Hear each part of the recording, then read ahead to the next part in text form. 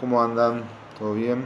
Espero que estén pasando bien la cuarentena y que, bueno, quedan unos días más, así que cuídense y esperemos poder llevar todo. Espero que anden bien con las materias, que hayan podido entender demás videos y demás diapositivas. Les hago una devolución de lo que vi de los ejercicios. Acuérdense que no es un ejercicio de nota, es un ejercicio diagnóstico. A mí me sirve para ver cómo están orientados, para poder analizar, básicamente, porque a partir de eso es cómo los vamos a hacer el trabajo práctico, el trabajo final, que va a tener que ver con eso, analizar a un jugador y poder hacerle una devolución lo más objetiva posible. Eh, lo que pude ver es siempre que a veces cuando uno compara, todavía nosotros no vimos cuando hablamos de si la comida es acorde o no a nuestras necesidades, porque todavía no llegamos a la materia, pero muchos me ponían que sí, y a veces cuando era la cena me ponían como que no. Y como nosotros por ahora no tienen ningún contenido teórico para decir si la comida que comieron estaba bien o no, eh, una de las primeras cosas que tienen que fijarse es si la actividad que van a hacer es de alta intensidad, por lo menos la comida anterior, ¿no? Esa última comida antes de entrenar, eh, tenga la misma intensidad, o sea, o esté cerca, digamos, de eso. Si ustedes me ponían que era una... No muchos me pusieron que describían qué tipo de comida tenían, que tampoco yo se los pedí, pero, o por lo menos no por escrito. Si ustedes ahí aclaraban algún tipo de comida y me ponían como que era una comida muy alta, ¿no? Por cantidad quizás, eh, eh, hay que tener en cuenta si ustedes van a entrenar durante 1 o 2 horas a alta intensidad, probablemente esa comida tenga que ser igual de intensa. Después vamos a ver cómo será de igual de intensa, que tendrá que tener para hacerlo. Y muchos después, la comida posterior, que era una comida alta, porque generalmente las cenas suelen ser las comidas más abundantes que tenemos por nuestra forma de vida, me ponían como que no. Y esa comida sí era bastante más alta, porque ustedes podían comer o podían cocinarse o podían estar mucho más tiempo comiendo. Entonces, quizás para ver o comparar cómo son esas intensidades de comida, una de las cosas que podrían haber agarrado ahora es ver cómo está distribuida, ¿no? Si es una comida muy alta digamos, en porcentaje de importancia o no, por lo menos para empezar. Después están bien, hay análisis, hay cosas puntuales que quizás ver cuando hablamos de dormir. En un adulto la recomendación es de 7 a 8 horas, 6 es lo mínimo, y menos de 6 ya pensando, acuérdense, con lo que tenía que ver con la interacción, ¿no? Entre el entrenamiento, la alimentación y el descanso, esa parte del descanso con menos de 6 horas ya va a estar afectada. Entonces uno tiene que pensar lo que es algo para modificarse. También pasó que quizás ustedes me ponían el gráfico, pero no me describían qué es lo que hacían, ¿no? Algunos sí, otros no, pero ¿por qué me interesa saber qué es lo que hacen? Porque hay cosas que no se pueden modificar, ¿no? Si ustedes están trabajando, las horas de trabajo no se pueden modificar quizás, entonces yo no les puedo pedir quizás ahí en esas comidas muy abundantes y tendremos que solucionarlo de otra forma. Eh, con respecto al entrenamiento tampoco, entonces ver qué factores son modificables y cuáles no, porque la idea, acuérdense, a partir de lo que era la ley de la adecuación, es que el plan que ustedes le brinden digamos, o que yo les voy a intentar mostrar se adapte a su vida, porque si no se puede adaptar no se va a llevar a cabo, entonces en definitiva no va a tener impacto sobre su rendimiento. ¿Tá? Recuerden que está, pueden contactarme cuando quieran por el mail o por Instagram.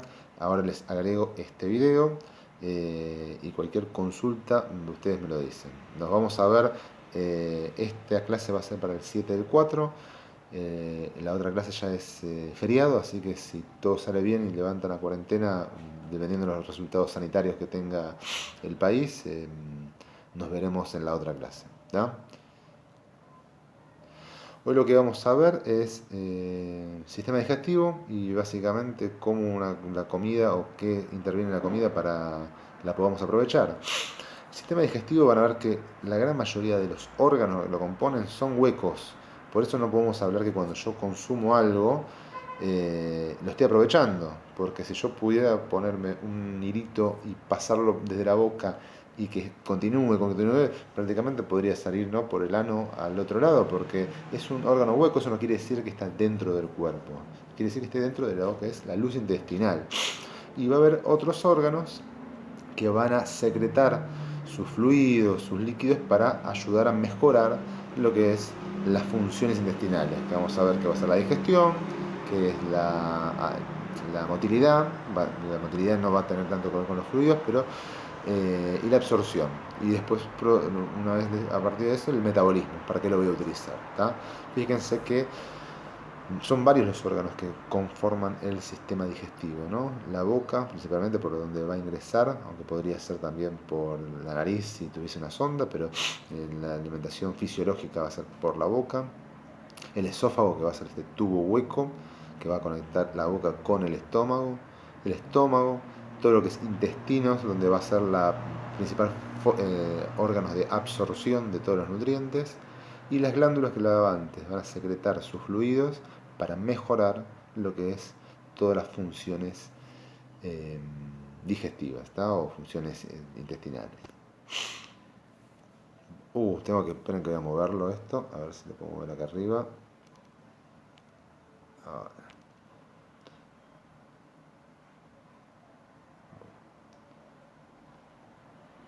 Quería mostrar el gráfico, pero no importa. Vamos a empezar con cada uno de los órganos y después nos vamos a meter en las funciones y todo lo que es las funciones metabólicas.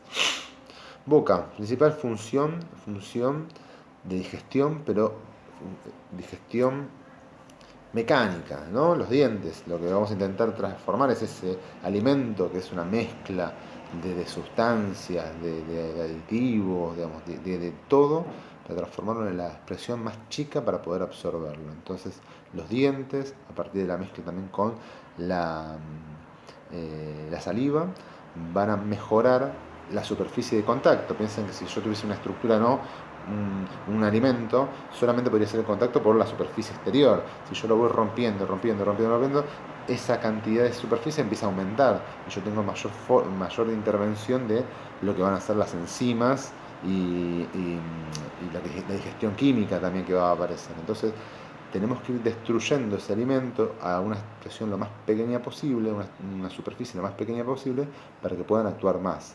Va a haber mejor digestión mientras más pequeña sea el tamaño del alimento. ¿Tá? Fíjense que acá se va a llamar bolo alimenticio cuando se mezcle. La lengua también tiene actividad mezclando el alimento. Y acá ya empieza lo que es la digestión enzimática. La enzima, por si no lo saben, es una proteína que se va a encargar de catalizar reacciones. O sea que lo que va a hacer es acelerar esa reacción. Siempre va a ser específica. Una enzima va a estar siempre atada a un sustrato. Generalmente el nombre de la enzima tiene el nombre del sustrato y tiene un sufijo que va a decir la función, ¿no? Fíjense que acá en la boca actúan dos enzimas, la amilasa salival o la tialina y la lipasa salival. ¿Qué quieren decir? Que van a actuar sobre la amilasa salival sobre los hidratos de carbono y la lipasa salival sobre los lípidos, ¿no? Sobre las grasas. Entonces ya vamos a tener una pequeña digestión enzimática en la boca. Sobre todo la digestión, la amilasa salival, hasta un 5% puede llegar a metabolizarse, y más si son hidrato de carbono simple. Por eso fíjense que a veces hay lo que son boxeadores, o cuando no tengo que consumir agua para no aumentar el volumen o generar zonas blandas, se hacen buches, ¿no?, con aguas no carbonatadas, bebidas deportivas. Entonces parte de lo que yo estoy mezclando en el agua, en la boca, se va a absorber. Entonces ya tengo una pequeña cantidad de absorción de hidratos de carbono. ¿Tá? Una vez que yo mastiqué, el bolo alimenticio va a pasar primero por la faringe, que es un órgano también de una estructura de contacto nada más, y va a pasar por el esófago. En el esófago, que es un órgano tubular muy largo, que va a conectar, es el que están viendo abajo, o al costado, que va a conectar la boca, prácticamente, o la faringe, propiamente dicho, que es la garganta, con el estómago. Este órgano es, además de largo, eh, cruza el diafragma, así que une lo que es el tórax con el abdomen. Fíjense que no tiene secreciones, no hay digestión en el esófago, sí tiene una pequeña, eh, un- van a leer ahí que es el esfínter esofágico inferior, que va a cerrar lo que es la entrada del estómago con respecto al esófago. Nosotros fisiológicamente tenemos siempre un poco de reflujo. Piensa que el estómago tiene ácido clorhídrico, o sea que el pH es mucho más bajo comparado con el resto del fluido de la saliva o del quimo cuando pase hacia el intestino delgado. Entonces impide que constantemente entre eh, acidez. Si uno no tuviese eso, tendríamos reflujo constantemente y podría dañar el esófago causándole lo que se llama alergia, que es una enfermedad por reflujo gastrointestinal, o metaplasia, lo que es la hernia la hernia hiatal, el cáncer de esófago. Entonces es importante que eso esté mantenido. Hay otros alimentos que aflojan sobre lo que es inhiben la presión eh, del esfínter esofágico inferior, entonces hay que evitarlo. También la cantidad, lo vamos a ver después cuando veamos el vaciamiento gástrico. ¿Está? Pero prácticamente es un órgano que no tiene secreción y lo une. En 5 segundos pasa desde la boca el, hacia el estómago. En el estómago, fíjense que es mucho más complicado de órganos, estamos hablando hasta ahora siempre de órganos tubulares. Tiene 3 capas musculares, por eso permite mucho la digestión, mueve mucho el bolo alimenticio por lo cuando viene.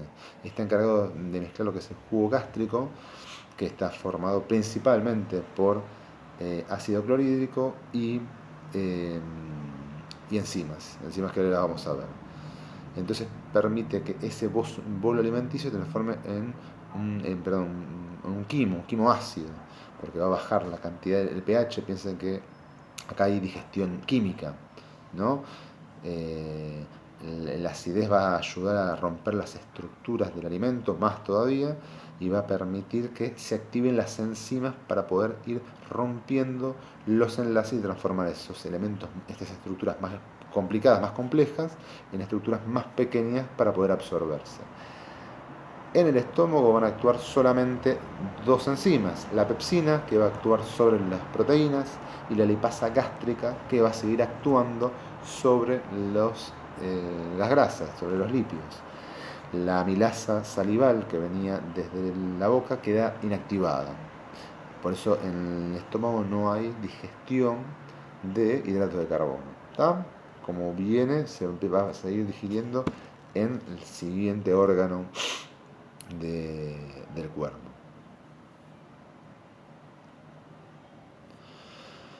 Una vez que pasa, también hay un esfínter entre el duodeno y el estómago. Va a pasar lo que se llama el quimo ácido hacia el intestino, que el intestino delgado, que es esta primera porción, van a ver que es un órgano casi exclusivamente de absorción. Se absorbe prácticamente todo lo que, excepto los electrolitos y un poco el agua, prácticamente todo lo demás va a estar absorbido dentro del intestino delgado. Fíjense que es un tubo que tiene muchos pliegues para aumentar el tiempo de digestión y de absorción. Puede medir hasta 6 metros de largo y a la vez de esos pliegues, digamos, que están doblados, tienen vellosidades y microvellosidades que van a aumentar hasta 600 veces el contacto del alimento con el intestino para que se pueda absorber más. Prácticamente uno no debería, cuando uno sale del intestino, lo que sobra, ese bolo, perdón, quimo en esta altura, no debería ya tener tanta cantidad de nutrientes. Si no se absorbió ahí, se pierden en el intestino grueso después. Tiene 3 sectores, el duodeno principalmente donde van a confluir el jugo pancreático y la bilis que venga del hígado, que son los dos anexos, los dos órganos glándula que vamos a tener en el intestino delgado, en el sistema digestivo. Y aquí van a actuar Fíjense que venía de un quimoácido del estómago y el jugo pancreático va a neutralizarlo completamente, porque tiene mucha cantidad de bicarbonato. Va a neutralizar ese quimoácido en un quimo más neutral, más básico, para que puedan actuar las enzimas. Si esto no ocurriera, todas las enzimas que se secretan a partir del páncreas en el jugo pancreático no podrían actuar, o se quedaría mala digestión. ¿Tá? Ocurren a veces en algunas enfermedades cuando no hay que diseccionar parte de estos sectores del intestino, entonces termina teniendo un intestino corto, entonces hay más, ¿no? Menos tiempo de digestión, menos tiempo de actuación. ¿Tá? Fíjense que de estas las enzimas que van a actuar en el intestino delgado, a lo largo de todo el intestino delgado va a estar la lipasa pancreática, va a seguir actuando. Fíjense que las grasas se digieren de, en la boca, en el estómago y ahora en el intestino. La tripsina que va a cortar o va a actuar sobre las proteínas que hayan quedado, pero lo que son más pequeños, ¿no? Los polipéptidos, los tripéptidos, estructuras más pequeñas, proteicas, para poder seguir digiriéndolo.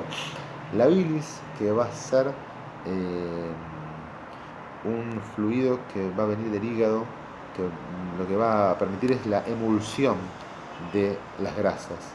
La emulsión es, ¿alguna vez escucharon la mayonesa? Cuando uno trata de mezclar, ¿no?, el jugo de limón con el aceite, necesita algo que permita bajar la tensión entre ellos y permita que se unan, porque si no el agua y el aceite van a repelerse. Entonces se utiliza algo, como por ejemplo el huevo, alguna proteína que baje la tensión entre ellos, como la fosfatidilcohidrina, la lecitina, y permite que podamos actuar y que pueda ingresar. Entonces la bilis lo que va a hacer es rodear en gotas, formar micelas en las grasas para que puedan actuar las enzimas.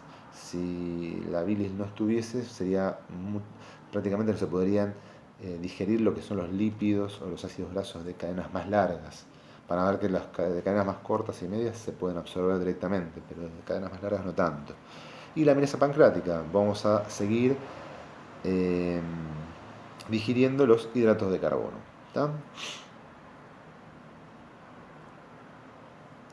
Una vez que sale del intestino delgado, prácticamente debería haberse absorbido todo, excepto un poco los electrolitos, ¿no? Sodio, potasio, eh, cloro, calcio no tanto. Bueno, los principales electrolitos y agua se va a formar, va a ir a destino del intestino grueso. El intestino grueso es mucho más grande, más, no tiene tantas vellosidades, no es tan fácil absorber en el intestino, y que se va a encargar de absorber lo que falta y formar lo que es la materia fecal, las heces. ¿Tá? Principalmente también el intestino grueso tiene lo que es la microbiota bacteriana, que es las bacterias que funcionan simbióticamente con el cuerpo, que aquellas se van a encargar de mantener la salud un poco del sistema digestivo, del colon. Hay bacterias a lo largo de todo el tubo digestivo, pero en general el, el intestino grueso tiene muchísima más cantidad. Por eso hablamos, ahora está mucho en boga hablar de los alimentos prebióticos o los probióticos también, o simbióticos, que son aquellos que tienen las dos, para poder mejorar la calidad de las bacterias dentro del colon, que están asociados muchas veces con algunos alimentos que afectan directamente y permiten que aparezcan estos tipos de enfermedades, ¿no? Diabetes, obesidad. Fíjense que tiene 4 zonas, ¿no? Desde el lado derecho del cuerpo va a estar lo que es el colon ascendente, que está en el apéndice, el colon transverso, del lado izquierdo el colon descendente, el sigmodio y por último el recto y el ano, que va a ser el esfínter para permitir la evacuación. Vamos a hablar de las dos glándulas que nos quedan, que es el hígado, el hígado tiene un montón de funciones, pero dentro del sistema digestivo vamos a hablar de una de las más importantes, que es la bilis, que es actuar sobre la grasa. Este líquido que va a volcar, ¿no?, agua principalmente, colesterol y sales biliares que están formadas por ácido biliar. Van a permitir emulsionar esta grasa y que puedan actuar las enzimas, eh, la lipasa pancreática, para poder escindir, cortar los ácidos grasos para que se puedan absorber. Prácticamente el colesterol y toda la bilis es reabsorbida en el intestino delgado. No se desperdicia, porque piensan que el colesterol es una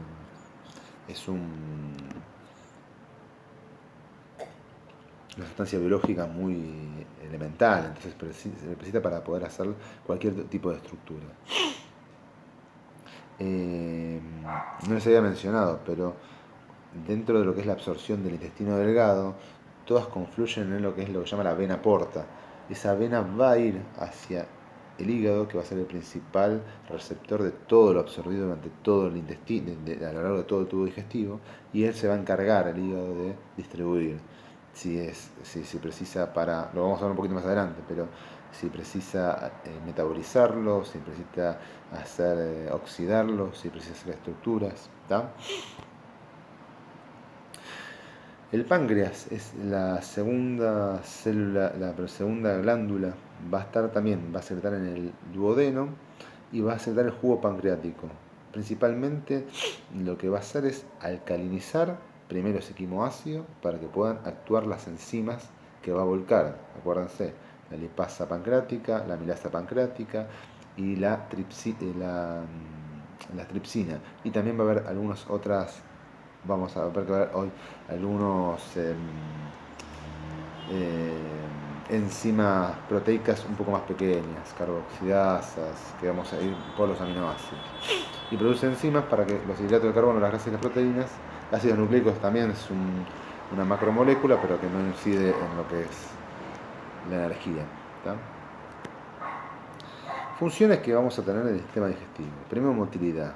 Se tiene que trasladar, digamos. Esto no es por gravedad, sino que hay unas ondas, un movimiento que hace que la comida pase desde la boca hacia el ano, y esa motilidad se hace a partir de ondas para que pueda pasar a lo largo de todo el tubo digestivo. A partir de eso va a haber secreciones, como hablábamos antes, que van a mejorar este sistema para mejorar la digestión o mejorar la absorción. La digestión se va a encargar, o las funciones, de transformar ese alimento, que es un conjunto de sustancias, en cosas mucho más pequeñas y que puedan ser absorbibles, digamos, que puedan pasar desde la luz intestinal, desde el tubo digestivo, hacia, primero, las células enterales, que van a ser las que primero absorban o permitan absorber esos nutrientes, luego al sistema circulatorio y que se distribuya a los órganos que la necesiten, ¿tá?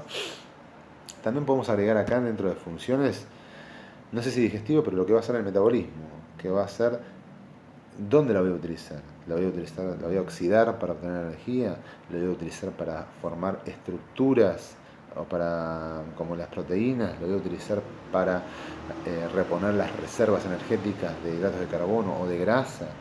Eso es el metabolismo, que se va a encargar de cómo vamos a distribuirlo a partir de las necesidades. Esto es un ejemplo, pero fíjense lo que tarda una comida desde que uno lo come hasta que lo libera, hasta que lo evacúa.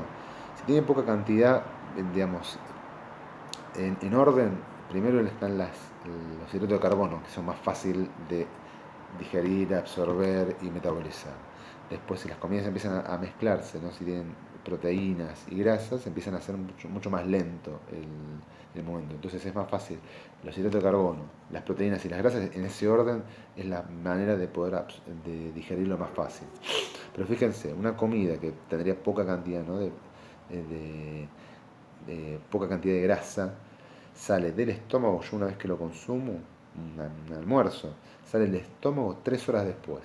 Si tiene proteínas y grasas, como puede ser un asado, podría tardar el doble. Ese quimo va a llegar al intestino delgado 3 horas después, al punto medio del intestino delgado estaba el duodeno, el yeyuno de Ililion. eh, 3 horas después de haber salido del estómago.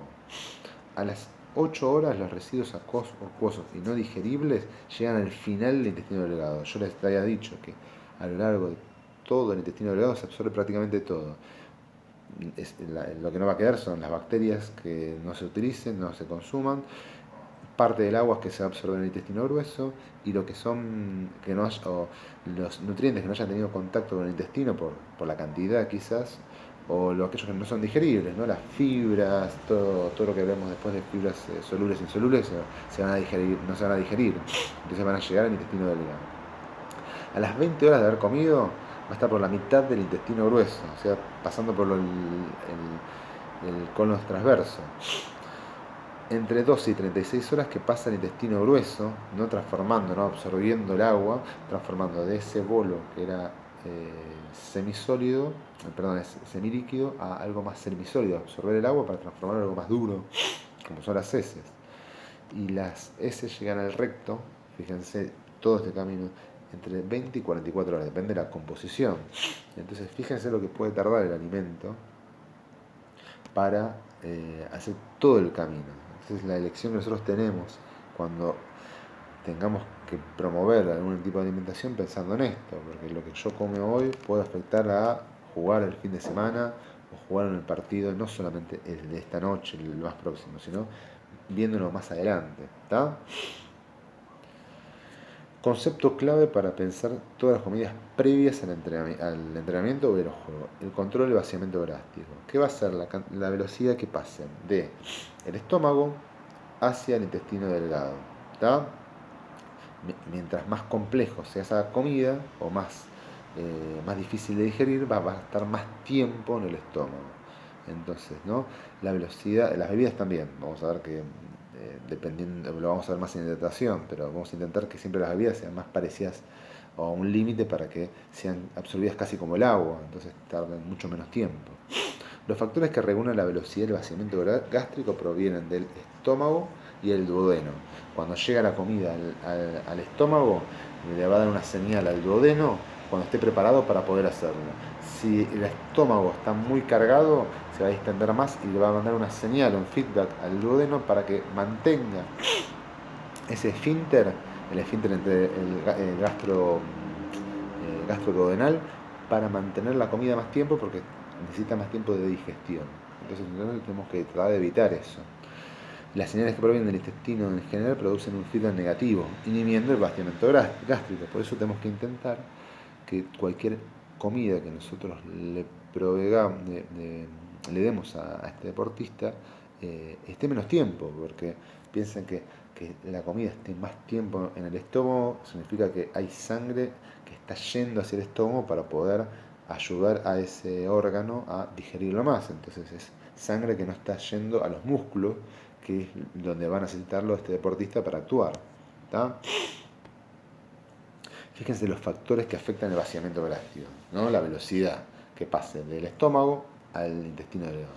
Primero de todo el volumen. Comidas muy voluminosas van a estar más tiempo en el estómago, entonces hay que evitar todo lo que son preparaciones acuosas. Digamos, si yo consumo una sopa que probablemente no tenga tanta densidad energética, pero por la cantidad estoy consumiendo 600 mililitros de volumen, va a estar más tiempo. Entonces hay que tratar de ver que esas comidas no sean tan copiosas para que pueda pasar más fácilmente del estómago al intestino delgado. La intensidad del ejercicio, esto nosotros en el handball no se suele utilizar que coman entre medio porque los partidos están determinados, ¿no? Tienen 40 minutos de duración, entonces es más fácil poder determinar. No precisan alimentación, pero puede ser que ustedes tengan torneos tipo Grand Prix que juegan 2 partidos por día, entonces pensar que entre medio o tendrán que consumir algún alimento entre partidos para poder llegar mejor al próximo partido. Entonces, dependiendo de la intensidad, va a ser cómo afecte la absorción y la digestión de ese alimento. ¿Tá? La osmolaridad, que es, pensándolo más lo vamos a ver más en hidratación, pero los solutos que están disueltos en esa solución.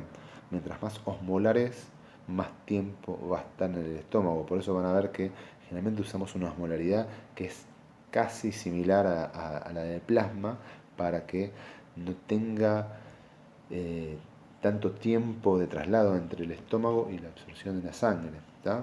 A mayor densidad energética también afecta. Mayor densidad, piénsenlo, a mayor cantidad de grasa, porque la grasa da, por cada gramo de grasa va a dar 9 kilocalorías, entonces mientras más grasa tenga, aunque sea poco, va a casi duplicar la cantidad de energía que dan los hidratos de carbono y las proteínas.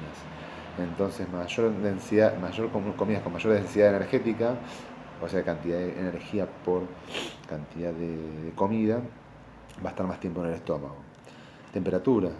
La temperatura, las comidas más calientes, cuando empanadas que les rebosa, ¿no? Ese líquido, van a estar más tiempo en el estómago.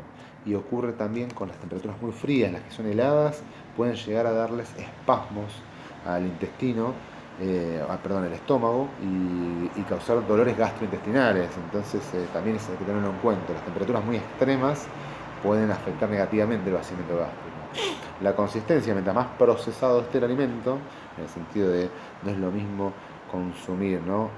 Papa, la papa al horno que puré, ¿no? Porque en la papa al horno está la costra, se le puso otro aceite, el puré, se me agarró esa misma papa, se la procesó, o sea que ya tengo un paso previo, tengo que estar menos tiempo digiriéndolo, ¿se entiende? Entonces, puede ser el mismo alimento, pero presentado de diferentes formas para mejorar el vaciamiento gástrico.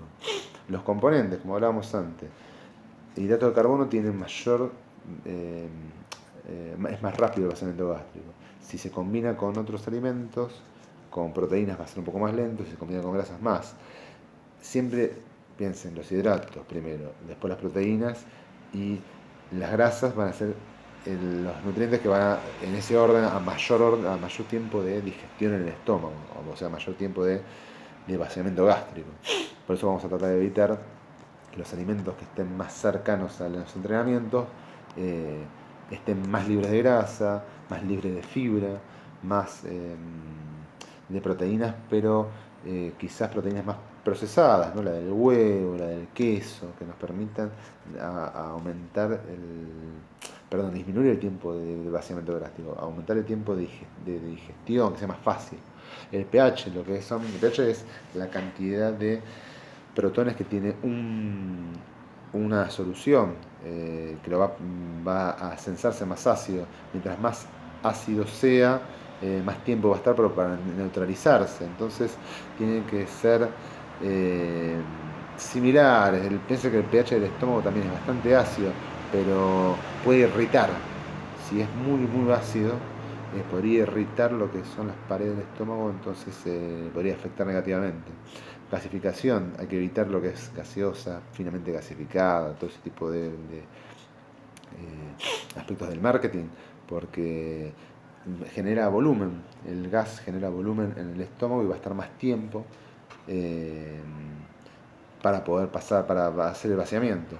Y la hidratación a veces no le afecta tanto, pero cuando no está bien planificada la hidratación, mientras más deshidratado esté, va a afectar negativamente el vaciamiento gástrico, entonces va a aumentar todo. Piensa que la comida en el estómago o líquido en el estómago mientras estoy haciendo actividad física es lo más probable que dé un problema gastrointestinal, dolores. Entonces, que permita, primero, que no esté cómodo ese deportista o que termine con vómitos, reflujos, espasmos. Entonces hay que evitar completamente eso.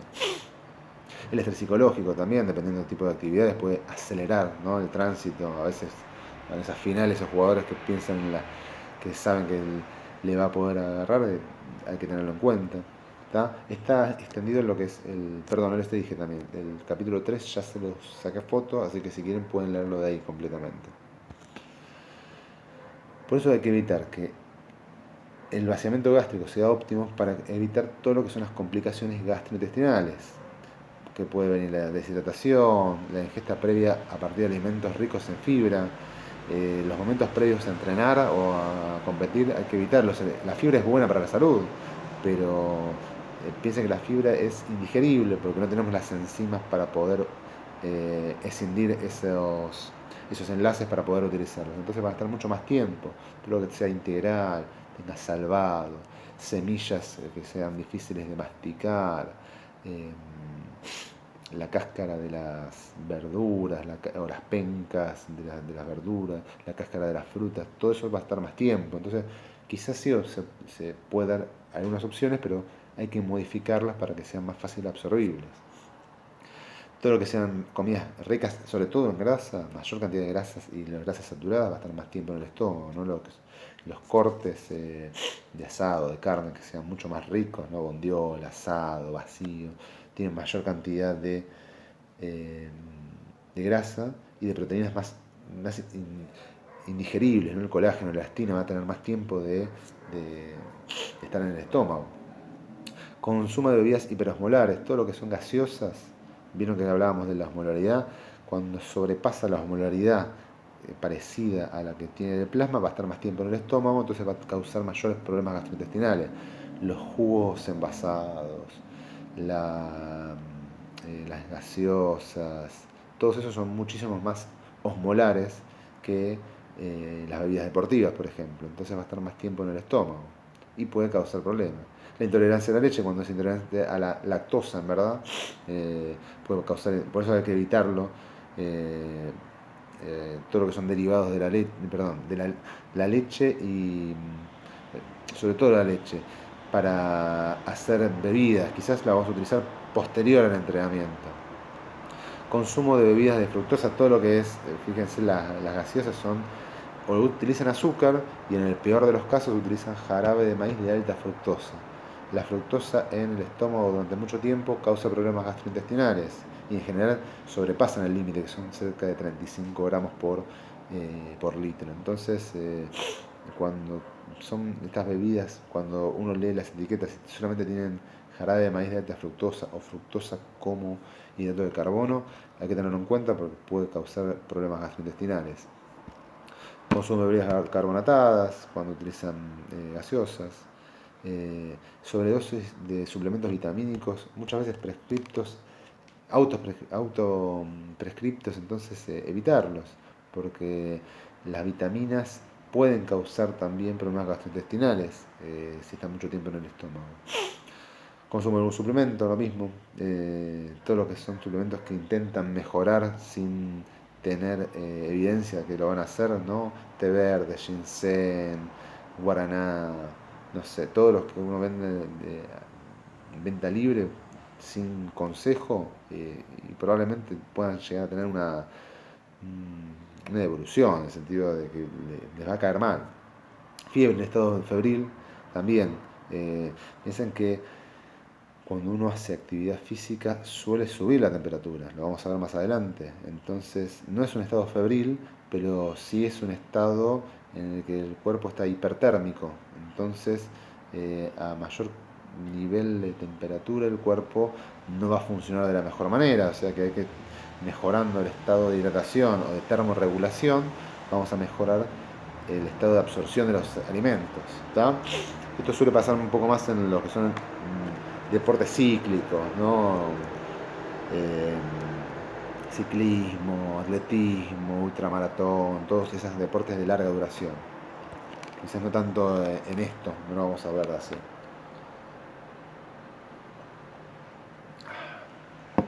Bueno, como vienen.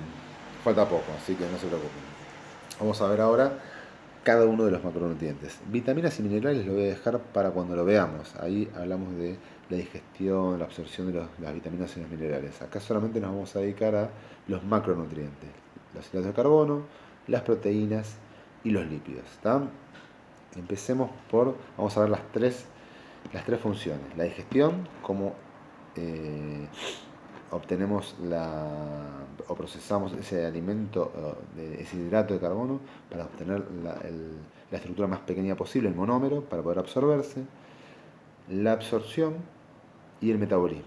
¿No? La absorción de cómo va a pasar de la luz hacia el torrente sanguíneo para que lo utilicen los demás órganos y el metabolismo. ¿En qué lo voy a utilizar? Dependiendo cómo esté el estado de nutrición de esa persona. ¿tá? La digestión, acuérdense, comienza en la boca. La amilasa salival hace un 5% más o menos de digestión y absorción ya en la boca. Por eso se utiliza esa técnica que yo les había mencionado. Una vez que pasa al estómago, por el pH ácido, de pH gástrico, que es cerca de 2, se inhibe la amilasa salival y ya no ocurre, no hay digestión en el estómago por parte de la amilasa salival. Pero fíjense que cerca del 30 al 40% de los hidratos de carbono ya vienen, digamos, hasta que se inhibe, suelen estar digeridos. Entonces hace una gran función la amilasa salival. En la boca piensan que se absorbe en parte y después la digestión, hasta que llega al estómago, hasta que se inhibe la amilasa salival, es de un 30-40%, que es un montón. Queda inhibido y pasa al duodeno. En el duodeno, que es la primera porción del intestino delgado, va a actuar, va a neutralizar el jugo pancreático, ese quimoácido, y va a actuar lo que es la amilasa pancreática. ¿Tá? Esa amilasa pancreática va a escindir, la amilasa va a actuar sobre lo que es el almidón y va a ir cortando ese almidón en estructuras más pequeñas para poder ser absorbidas. ¿Tá? En el ilion, fíjense, ¿no? El duodeno, el yeyuno ilion, que es la tercera porción del intestino delgado, ese almidón que va a estar cortado va a transformarse en estructuras más pequeñas como son los disacáridos, que lo vamos a ver la clase que viene, y ahí van a actuar diferentes enzimas que van a actuar sobre los disacáridos, ¿no? La invertasa, que va a actuar sobre la maltasa, perdón, sobre la sacarosa, la maltasa, que va a actuar sobre la maltosa, y la lactasa, que va a actuar sobre la lactosa, los hidratos de carbono que nosotros podemos encontrar. Acá les dejo el cuadro, fíjense, ¿no? Dónde actúa, perdón, dónde se secreta y dónde actúa, ¿no? La amilasa en las glándulas salivales en la boca va a transformar el almidón en maltosa, o sea, esa cadena de glucosas que es el almidón, la va a cortar en estructuras más pequeñas como una maltosa, que son disacáridos de dos hidratos de dos glucosas. ¿Tá? La amilasa en el estómago lo salteamos, la amilasa pancreática, que va a actuar en el páncreas, en el duodeno, va a seguir transformando ese almidón. Piensen que el 30-40% se digirió, pero el resto no. Se va a seguir transformando de almidón a maltosa. Cuando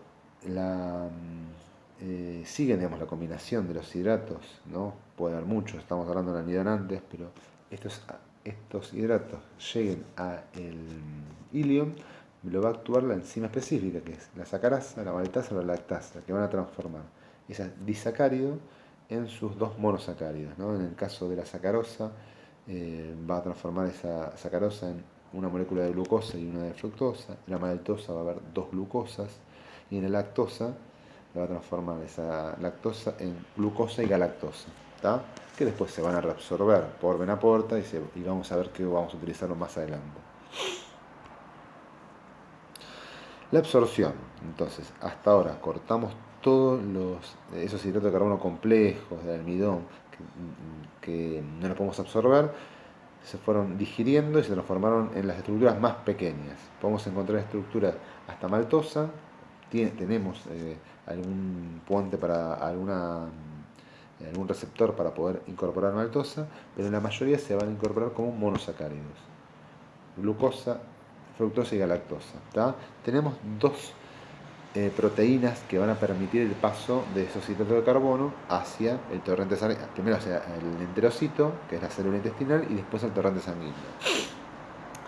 Fíjense que como no es permeable, van a necesitar sí o sí la presencia de una proteína. Vamos a tener las SGLUT, que son las proteínas que van a hacer cotransporte con sodio, o sea que se va a unir el sodio y la glucosa para permitir entrar al enterocito. Esto es bueno para cuando nosotros combinamos en las bebidas hidratantes algún hidrato de carbono con sodio, porque es lo que vamos a necesitar. Y después vamos a tener los GLUT, que son gluteínas que transportan la glucosa independientemente, solamente la glucosa. Importante saber que es una gran familia de los transportadores, los GLUT, pero el GLUT4 está estimulado por la actividad física. Por eso muchas veces nosotros, las personas que tienen problemas para absorber hidrato de carbono, ¿no? Los diabéticos, eh, se utiliza la GLUT4 como transporte, porque va a permitir que cuando se absorba el glucógeno, la glucosa, pueda entrar en el músculo. Si no, esos GLUT, esos transportes de glucosa terminarían estando en el torrente sanguíneo y terminarían dando hiperglucemias, ¿no? Como ocurre con los diabéticos. Acá no se ve bien, pero bueno. Metabolismo, que vamos a usar una vez que nosotros absorbemos, vamos a tener 3 pasos. Yo se los modifiqué porque acá tenía 2 cosas que no me gustaban, así que se los saqué del original. Pero fíjense, la glucosa.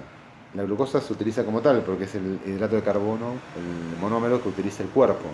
La fructosa se va a metabolizar en el hígado y se va a transformar en glucosa, y la galactosa también. La galactosa también se utiliza en otro tipo de estructuras como son los galactosaminas, en glucolípidos, pero bueno, en menor proporción. Van a ver que vía puerta se absorben 2/3 de esa glucosa que llega al hígado. El otro tercio se absorbe y pasa directamente a torrente sanguíneo para que lo utilicen el resto de los órganos que lo precisen, ¿no? Sobre todo cerebro, eh, glóbulos rojos, músculo, eh, tejido adiposo, que van a poder ingresar eh, el músculo y en el tejido adiposo a partir de la insulina, que lo veremos más adelante. Pero una vez que llega esa glucosa al hígado, se fosforila por la glucoquinasa, que es una fosforilasa, para que no se vaya, porque si no esta glucosa podría permitir ir directamente al torrente sanguíneo. Entonces el hígado empieza a decidir qué hace, digamos, a metabolizarlo.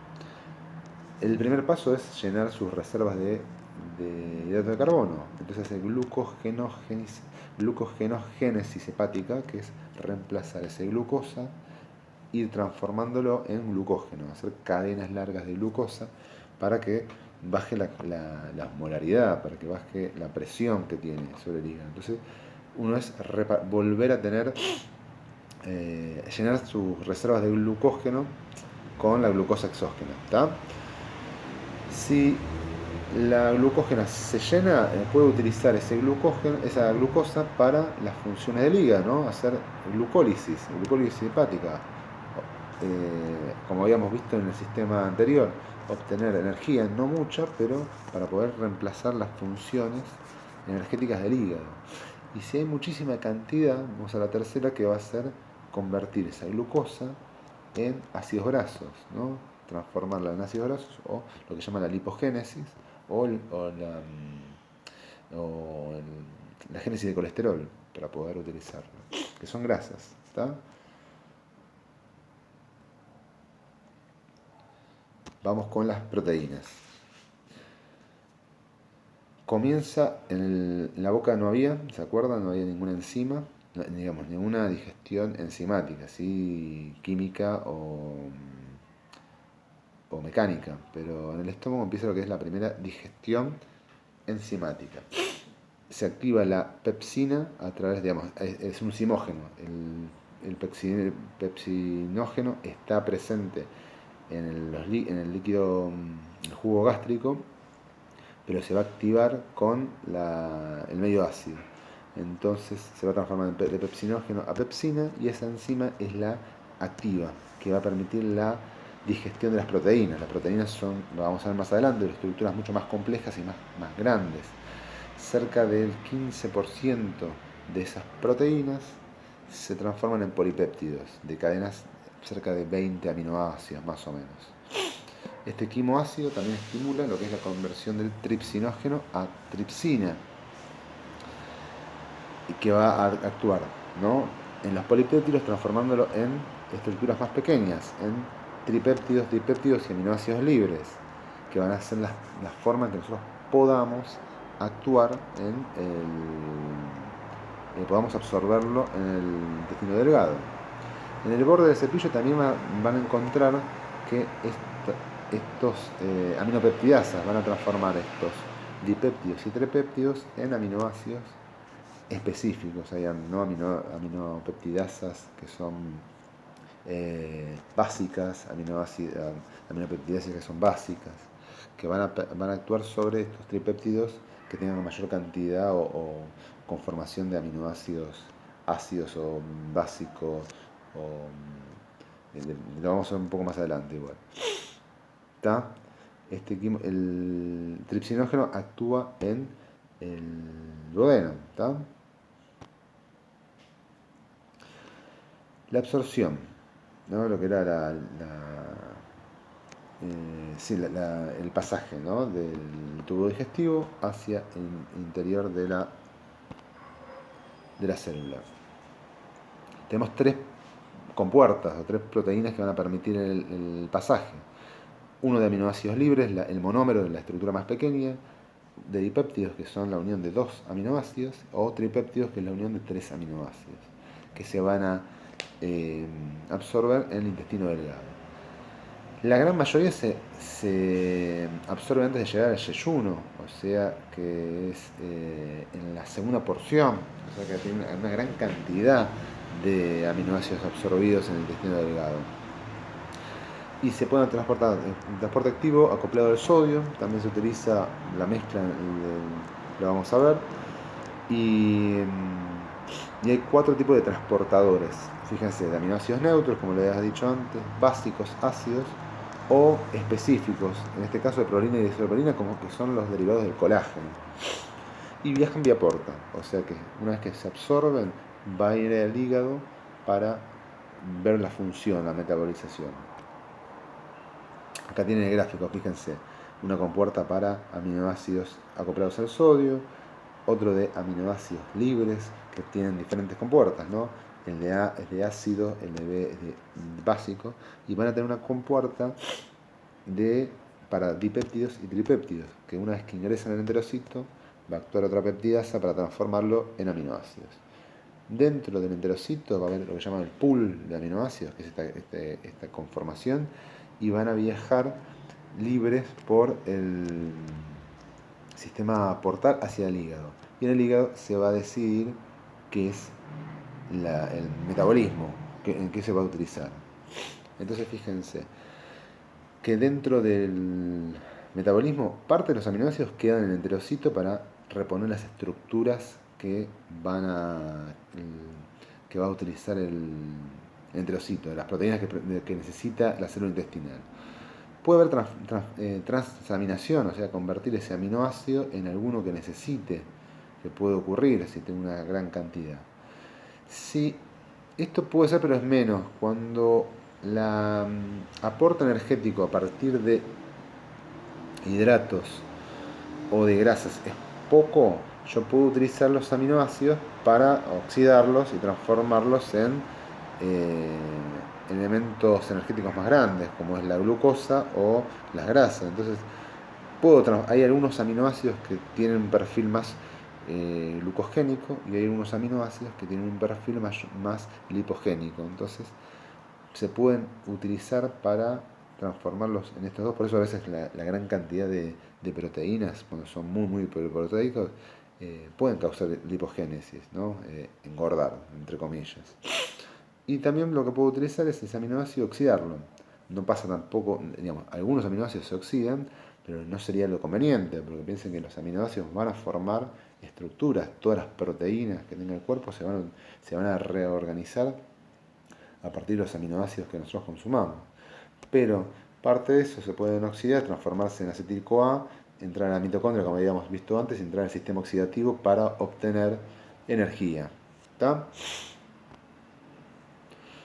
¿De qué depende? Del estado nutricional o del estado fisiológico del individuo, ¿no? Si hay dietas muy restrictivas y quitan los hidratos o quitan las grasas completamente y el aporte de proteínas es muy grande, se van a utilizar las proteínas para obtener energía. La disponibilidad de las reservas, como habíamos visto antes, la disponibilidad de todos los aminoácidos, la formación, la síntesis de proteínas necesariamente tiene que tener las proteínas necesarias o no se hace esa proteína. Entonces, si hay algún aminoácido limitante, como ocurre con las dietas más vegetarianas, esa proteína no se va a poder formar. Por eso hay que saber cómo combinarlo para poder utilizar y que esas proteínas que necesita el cuerpo se puedan reemplazar, se puedan utilizar nuevamente, si no, no se podrían hacer. Los aminoácidos más abundantes en el músculo, que son los que se van a poder después oxidar, son los aminoácidos ramificados, tan famosos que vamos a ver más adelante suplementos que no es necesario suplementarlos realmente, pero que son estos tres, leucina, valine y isoleucina. ¿Tá? Vamos con la digestión de los lípidos, ya cerrando. Es mucho más complicado. Fíjense que también comienza en la boca, con la limpieza lingual, se continúa en el estómago y continúa en el intestino delgado, en el duodeno, ¿no? Combinándolo con el bilis y el jugo pancreático. O sea que hay tres momentos donde se va a digerir los lípidos. Y acá vamos a encontrar que hay los productos los ácidos grasos de cadena más corta, de 4 a 6, y de media, de 8 a 10, van a ver que se pueden digerir y se pueden absorber en el duodeno vía directamente. Entonces no vamos a tener que el producto de esta digestión nos va a dar estos tres tipos de ácidos grasos. Largos, perdón, sí, cortos, medios y largos. Los primeros dos vamos a poder absorberlos directamente. Pero los largos vamos a tener otro camino porque necesitan mayor tiempo de digestión y de metabolización. Entonces vamos a ver que, fíjense, los ácidos grasos de cadena corta y media, se absorben vía porta, como los demás nutrientes, como las proteínas y la hidrato de carbono, pero los ácidos grasos de cadena larga van a ingresar al enterocito. Una vez que se separen, ¿no?, esos ácidos grasos con el glicerol, que es la estructura, se van a resterificar y van a hacer una estructura mucho más grande que se va a llamar kilomicrón. Este kilomicrón no va a ir por vena porta, no va a ir por el sistema circulatorio normal, sino que va a ir por el sistema linfático, que es un parasistema circulatorio, y que se va a presentar a través de esta kilomicrón, que es una lipoproteína que va a ir intercambiando estos ácidos grasos, este kilomicrón, con las necesidades de grasas que tenga los demás tejidos. Entonces, este kilomicrón va a ir actuando con la lipoproteína lipasa, que son esta apolipoproteína que van a tener las estructuras, para intercambiar los triglicéridos que tenga ese kilomicrón con colesterol. Todo este pasaje que va a tener desde el sistema linfático y después por el sistema circulatorio va a terminar yendo desde este kilomicrón, que va a ir perdiendo ácidos grasos, triglicéridos, que va a ser la forma que va a acumular, que va a reservar ácidos grasos, va a ir intercambiando con colesterol hasta transformándose de este kilomicrón a kilomicrón remanente para llegar al hígado. Una vez en el hígado, fíjense el camino que tiene, va a reconvertirse en lo que llaman las lipoproteínas, que son de VLDL, que son de muy baja densidad, de intermedia densidad, de alta intensidad, y una que va a ser de baja intensidad, y una de muy alta intensidad, el HDL, que es de alta intensidad, que va a ser la que permita remover estas grasas. Fíjense, acá está un poco más simplificado, pero vamos a ver, esperen. Fíjense donde dice, vamos abajo de todo, ¿no? Intestino delgado. Se absorben las grasas. Los ácidos grasos de cadena corta y media se absorbieron vía porta y se pudieron metabolizar directamente. Los ácidos grasos de cadena larga se resterifican y van a formar los kilomicrones. ¿Lo ven ahí al costado? Kilomicrón. Está muy cargado de triglicéridos. Este kilomicrón va a ir actuando con la lipoproteína lipasa, intercambiando triglicéridos con colesterol, que se va a transformar en lo que se llama el kilomicrón remanente. Este kilomicrón remanente va a ir al hígado, donde se va a reconvertir de ese kilomicrón en diferentes lipoproteínas. La VLL, que va a ser más cargada de triglicéridos, que es lo que la lipoproteína de muy baja densidad, va a ir intercambiando triglicéridos con los demás tejidos para ir bajando aumentando su densidad para intercambiarlo, ¿no? Intercambiar las grasas que son necesarias por el colesterol para los demás tejidos.